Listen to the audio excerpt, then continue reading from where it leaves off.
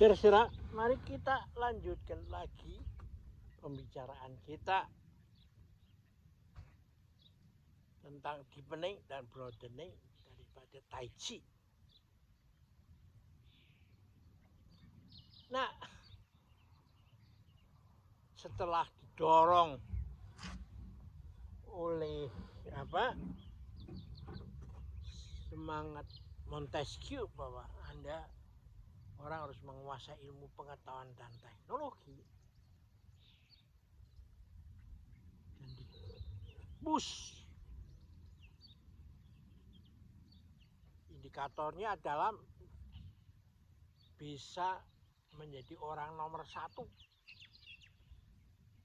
di majalah terkenal Forbes itu.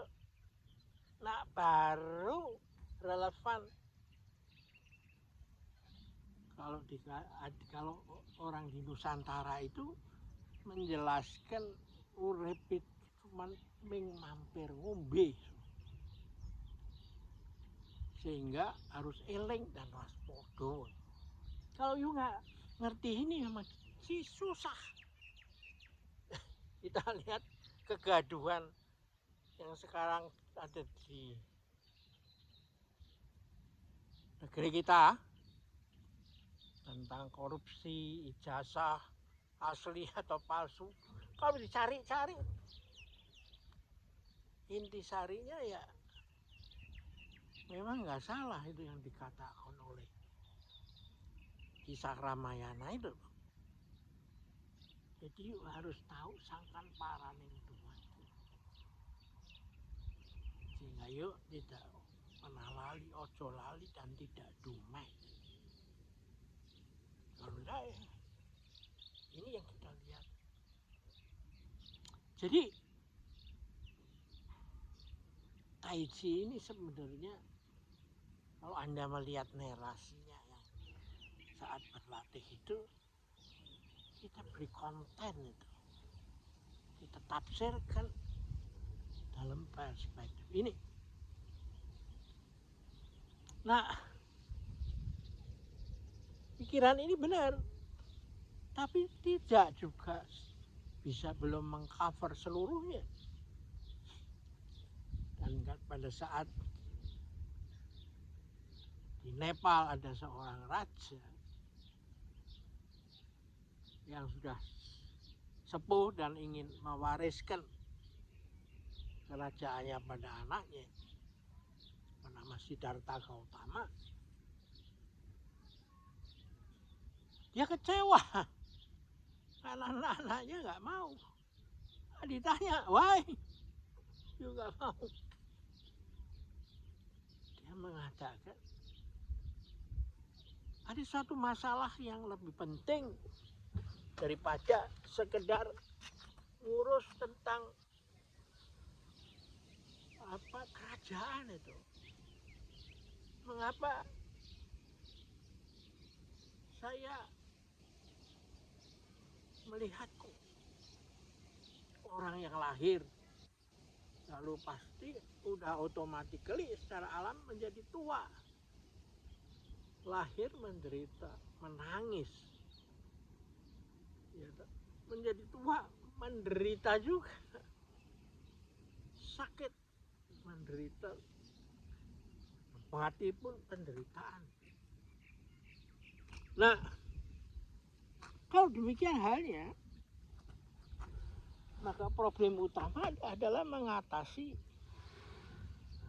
perubahan itu. Bisa nggak? Kalau kita nggak bisa ngatasin itu ya percuma aja. Saya menjadi raja cuman seumur saya. Setelah itu problem itu nggak bisa terselesaikan, muncul lagi. Dan karena itu, karena orang tuanya nggak merestui, dia diam-diam meninggalkan rumahnya dan istrinya juga, dan lalu masuk ke hutan untuk mencari jawab terhadap masalah ini. Ada yang mengatakan kok begitu jadi tidak bertanggung jawab. Nah, tapi dia mengatakan nanti setelah saya menemukan hal ini, saya akan kembali dan menceritakan kepada kamu juga. Karena problem menjadi tua, sakit dan mati itu juga dialami oleh istri, anak, siapa saja. Dia siapa orang itu. Dan dia mencari itu, lalu dia melihat dari perspektif lain itu. Ternyata alam ini berubah di dalam kehidupan ini. Tidak ada sesuatu yang tetap itu. Kehidupan adalah tidak ada yang tetap, anika itu. Karena itu pribadi yang seperti dalam kisah Ramayana itu juga tidak tetap. Nah, dia adalah terus berubah itu. Nah, lalu dia berpendapat bahwa sumber penderitaan itu adalah attachment, keterikatan. Ya, nah lalu dia karena pencerahan itu diberi gelar Buddha itu. Nama atau orang yang sudah cerah itu. Jadi dia bukan nama orang, tapi adalah semacam gelar insinyur, arsitek, orang yang menguasai ilmu itu. Toh? Nah lalu apa? Bagaimana? Sumber dari penderitaan itulah adalah karena attachment. Kamu terikat pada sesuatu yang berubah. Nah, pikiran ini ketika sampai juga di Asia Tengah bertemu dengan para sufi. Lalu ternyata mendapatkan sinergi seperti dalam kisah sufi kepala ikan, loh, yang Anda bisa lihat di dalam slide lalu, loh, yang mengajarkan bahwa kamu berlatihnya melalui mencari ikan, dan kalau sudah dapat potong dagingnya dikasih tetangga atau siapa saja, dia cuma dapat suruh makan kepala ikan, loh. Nah, lalu dia saat dia berkunjung ke kakek gurunya, dia bingung. Kok hidup kok berkelimpahan itu, dan disuruh minta nasihat pada dia. Di kakak gurunya itu nggak ada nasihat lain, udah bener yang diajarin oleh guru kamu, balik aja sana, saya nggak punya ajaran lain. Jadi bingung.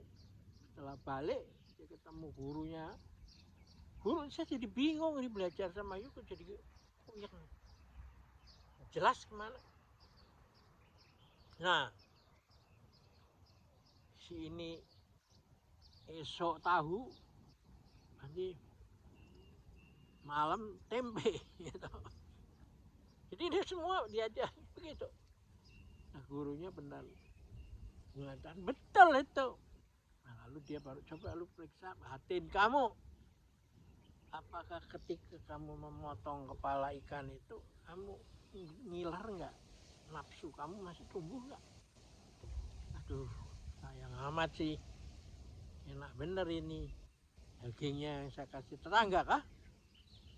Jadi itulah kira-kira kita melihat sesuatu yang sama di berbagai bangsa budaya di dunia ini, yang dengan caranya sendiri mengajarkan sebenarnya semacam sangkan paraning dumadi.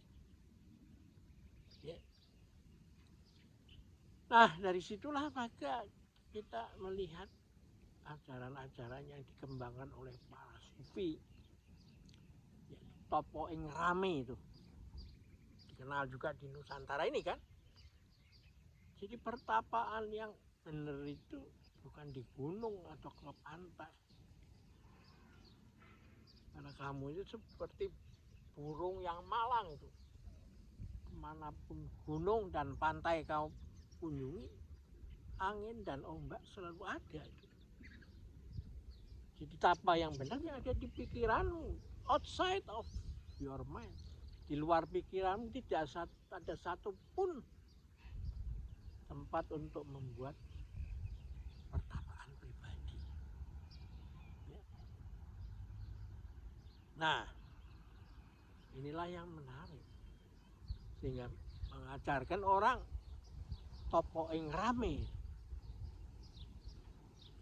Nah, lalu ketika ke Tiongkok dapat pengaruh apa? Ke Tiongkok ketemu sama Lao Tzu. Setiap hari satu langkah. Meskipun perjalanan masih ribuan li. Setiap hari berbuat baik. Meskipun banyak rintangan. Karena alam semesta ini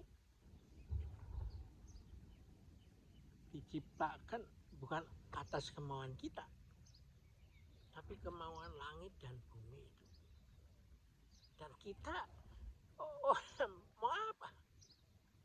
Yang demikian kecil mau apa? Udahlah jangan macam-macam lah, jangan mau jadi orang nomor terkaya di dunia. Ya, nah, lalu ini terus berkembang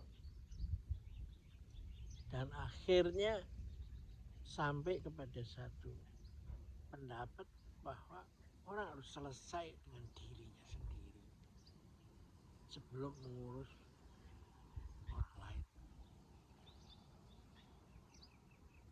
Sebelum menjadi pejabat publik gitu. Ya. Dan inilah yang menarik. Jika di Nusantara atau di Jawa ini ada tokoh yang disebut dinamakan Semar. Semar itu orang yang gendut, bajunya itu ngeligo, nggak pakai baju. Gendut karena apa? Karena yang baik dan yang tidak baik itu semua dimakan. Setangkap toh. Susah dan senang itu masuk. Karena itu dia kenyang dengan pengalaman itu. Sehingga tidak memerlukan makan lagi. Artinya bukan orang yang kurus kering ya. Nah, hidupnya si gendut itu simbol dia tidak perlu materi lagi, tidak perlu pamer jam yang harganya miliar atau tas yang harganya ratusan juta atau mobil yang, tapi dia hidupnya untuk membangun dunia ya. Nah, ketika ketemu di Tiongkok juga yang menarik juga adalah di Tiongkok itu ada pengembangan Buddha yang tempo hari dengan situasinya pada saat itu, yang concern pada menjadi tua, sakit dan mati, tidak menderita. Ada Buddha masa depan di Tiongkok yang persis penampilan luarnya seperti Semar, ngeligo, berarti gendut, dan seringkali memikul kantong besar yang bisa ditafsirkan sebagai emas yang dibagi-bagikan kepada siapa yang dia ketemuin, atau isinya kesusahan dari berbagai orang yang disampaikan kemudian kepada Buddha masa depan ini, dan semua dikantongin. Udah, kalau you susah ceritain sama saya, nanti saya kantongin semua. Jadi kantong gede yang dia bawa itu ditafsirkan begitu. Jadi saya rasa memang peradaban masa depan ini memerlukan bukan hanya keadilan sosial dalam pendistribusian kemewahan atau barang-barang, tapi satu wawasan yang bisa membawa di 4 samudera dan 5 benua ini semua orang bersaudara. Dan ini penting, karena ini satu-satunya jalan yang bisa mencegah, mengurangi perpecahan yang umumnya berdasarkan konflik etnis. Yang kedua, perbedaan agama dan keadilan sosial yang meliputi kaya dan miskin. Ya. Jadi inilah makanya saya melihat bahwa Tai Chi ini mempunyai atau bisa menjadi harapan di masa depan. Karena mulanya berawal dengan kebutuhan praktis, ingin hidup sehat dan sampai tua harus olahraga, maka ilmu ini menyebar di seluruh dunia dan tinggal dielaborate, diberi konten spiritual, maka dia akan berperan lebih efektif daripada perundingan bilateral, summit meeting apa yang semua dijiwai oleh egoisme. Ya, oke, kita akhirin dulu pertemuan sampai di sini. Nanti kita lanjutkan lagi.